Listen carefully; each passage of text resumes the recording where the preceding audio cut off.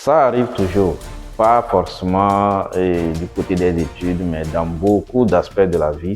Il arrive des moments où la route, qu'on pensait que c'est elle qui doit nous mener à notre vision, que cette route-là change brusquement suite à un événement de la vie ou suite à une situation qui nous impose.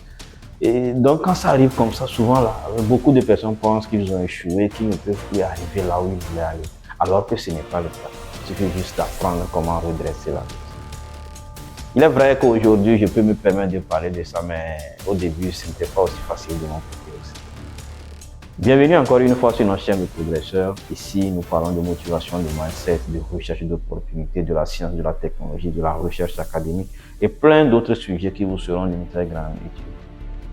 Moi, c'est Oraleo, ingénieur de conception en génie électrique et titulaire d'un doctorat en génie chimique et technologique. Vous allez le constater que mon master, ça a été en génie électrique, alors que mon doctorat a été en génie. Donc aujourd'hui, j'ai décidé de vous partager un peu mon expérience sur le changement de parcours. Parce que beaucoup de personnes font face à ça. Il y a des fois, les gens font le choix par eux-mêmes. Il y a des fois, c'est la situation qui l'impose. Dans mon cas, je n'ai pas décidé comme ça de changer de parcours. Ça a été quelque chose qui est arrivé sur le coup. Et sûrement que si je savais que je serais amené à changer de parcours, peut-être que je n'allais même pas quitter mon pays. Mais jusqu'à aujourd'hui, quand je regarde en arrière, je me dis que peut-être que c'est la plus belle chose qui m'est arrivée. En master, j'étais quelqu'un de très passionné par ce qui est de l'électronique, télécommunication, électrotechnique. C'est que je faisais l'effort de me retrouver. J'ai eu à faire des stages dans ce domaine-là au pays, que ce soit dans les entreprises publiques comme privées. J'avais tout ce qu'il faut pour faire un bon ingénieur dans ce domaine, ajouté à ma détermination, à la manière dont j'aime bien faire les choses. Donc, il y avait tout ce qu'il faut. Et même quand j'ai fini mon master, je continuais à travailler avec mes enseignants de l'université. Les travaux allaient vers le domaine de l'énergie électrique. Et j'avais même fait une homologation pour faire mon doctorat au pays. Et l'homologation, ça me permettait de m'inscrire dans l'année qui allait suivre. Et c'était toujours vers l'énergie électrique. Mais jusqu'à un moment donné, j'ai obtenu une bourse. Et la bourse, on postule, soit l'université vous contacte pour des interviews. Et il y a des fois même l'université ne vous contacte pas. Si vous êtes sélectionné, vous attendez la fin pour recevoir les admissions. Donc quand j'ai reçu mon admission, le domaine qu'on me donne n'est pas ce que j'avais sélectionné quand je postulais. Je pensais que arrivé sur le terrain, je pouvais changer de parcours. Arrivé là-bas, j'essayais tout ce que je pouvais, je ne pouvais pas changer. On refusait que je change. J'ai tout tenté. Ce que je vous dis, j'ai fait plus d'un mois là-bas. C'est-à-dire, si ce n'est pas que j'étais quelqu'un de bien préparé depuis longtemps, j'allais passer une période de dépression. Est-ce que vous imaginez quelqu'un qui quitte son pays, qui arrive dans un autre pays, et au début, en même temps, ça se passe. Et c'est-à-dire que d'abord, vous avez problème de langue, et puis vous arrivez, vous ne pouvez pas pour le moment suivre des cours parce que vous espérez pouvoir changer de parcours, parce que vous aviez une passion qui vous a fait quitter le pays. Et après tous les efforts, j'ai essayé tout, mais ça ne pouvait pas. En ce moment-là, est-ce qu'il faut retourner à la maison? Non. Qu'est-ce que ma mère va dire? Que j'ai fui une filière? En fait, sur le champ, c'est ce que je me suis dit en fait. Bon, que je vais m'engager dans le parcours. En même temps, sur le champ, j'ai sélectionné les cours, j'ai fait. Et puis bon, je me suis lancé dans le parcours et j'ai essayé d'apprendre les méthodes qu'il faut, étant donné que moi-même, j'étais quelqu'un de très engagé dans tout ce que j'entreprends. Donc, une fois que j'ai décidé de commencer le parcours, je me suis lancé là-dedans. J'ai essayé de demander, de chercher ce que je pouvais chercher pour que ça m'assiste. Et la chance aussi que j'avais eue, c'est que mon prof venait d'arriver dans l'université là en fait. Est-ce que c'est une chance ou c'est une malchance? Je ne sais pas. Parce qu'il venait d'arriver dans l'université là, il était nouveau et donc j'étais son premier étudiant de doctorat. Il y a les avantages et il y a les inconvénients. Parce que s'il avait d'autres étudiants, peut-être qu'il m'aurait été utile.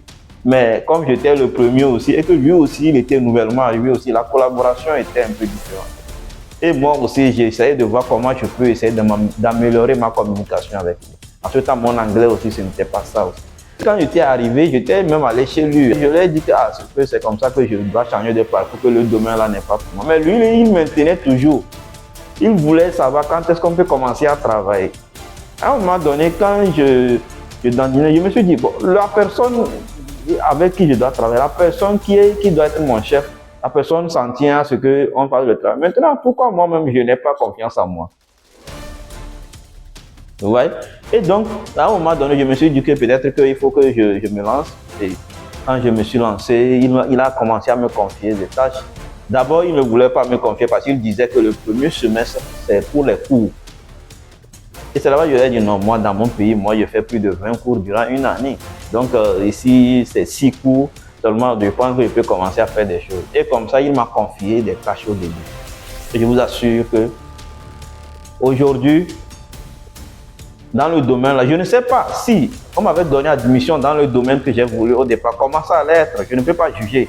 Mais sans vous mentir, aujourd'hui, le domaine dans lequel je m'étais lancé et ce qui n'était pas prévu au début, aujourd'hui, je peux vous rassurer que ça m'a permis de faire beaucoup de choses. Ça m'a permis c'est-à-dire d'arriver à un niveau donné dans le monde académique. Et ça m'a permis d'avoir des relations dans beaucoup, c'est-à-dire dans des pays un peu différents. Ça m'a permis aussi de développer plusieurs compétences. Et comment est-ce que j'en suis arrivé là? Ça, c'est dans une autre vidéo que je vais vous expliquer. Lorsque vous changez de parcours, il y a certaines choses qu'il faut vite les repérer pour les faire. C'est très important. Aujourd'hui, je me permets de vous parler et de vous dire que ça a été une des meilleures choses qui m'est arrivée dans ma vie. Que si j'avais continué normalement comme il le fallait, est-ce que ce que j'ai réalisé, j'allais pouvoir le réaliser? Je ne suis pas trop sûr parce que des fois, on pense qu'on maîtrise déjà et puis on ne fait plus assez d'efforts. Mais ici, c'est qu'il y avait un défi que je devais relever. Parce que je ne voulais pas à la fin dire que c'est parce que j'ai été forcé de changer de parcours que j'ai échoué, que c'est parce que ceci, et vouloir rejeter des torts sur certaines personnes. Non. Donc je m'étais dit qu'il faut que je relève ce défi-là. Il y avait aussi une sorte de colère. Et cette colère-là, je voulais la convaincre avec la réussite. Et donc je m'étais mis à fond. Et aujourd'hui, si vous arrivez dans mon université, je suis sûr que mon nom est quelque part là-bas à cause du travail que j'ai fourni. Et aujourd'hui, personne ne cherche à savoir si j'étais en génie électrique ou pas. On regarde ce que j'ai fait. Qu'est-ce que j'ai fait durant le doctorat? Qu'est-ce que j'ai accompli? Donc, c'est un peu ça. Donc, il y a des méthodes que vous devez apprendre lorsque vous changez de parcours. Même si vous n'avez pas changé de parcours, vous passez du master vers le doctorat, ce n'est pas la même manière de voir les choses. Ce n'est pas la même manière de réfléchir. Ce n'est pas la même manière d'analyser les données. Donc, vous devez apprendre certaines méthodes qui vont vous permettre d'aller de l'avant. Et dans les vidéos à venir, je vais essayer d'aborder quelques-unes de ces dire que si vous êtes amené à changer de parcours, ne pensez pas que c'est la fin. Aujourd'hui, moi, je continue à poursuivre pour atteindre ma vision. J'ai ma vision, elle est claire et nette. Et lorsque une situation se présente, j'essaie de voir comment ajuster les choses pour aller. Il s'agit de garder la tête. Il y a des objectifs. Quand je dis que j'étais passionné par les télécommunications, par l'électrotechnique, par ceci, c'est un domaine qui pourrait me permettre d'atteindre une vision donnée. Et si, à un moment donné, le génie chimique se présente, c'est à moi de voir comment est-ce que le génie chimique là peut m'aider à aller vers ma vision. Et ma vision, elle reste claire et nette. Et je suis sûr que je vais l'atteindre dans bien sûr. Donc, c'est un peu ça ce que je voulais partager avec vous. Je vous souhaite une très bonne semaine et surtout, restez persévérant, restez déterminé. Essayez de faire de votre mieux le jour le jour. N'attendez pas que les grandes choses arrivent d'un seul coup. Ça ne marche pas comme ça. Donc, on se dit à plus et continuons par parier sur l'avenir.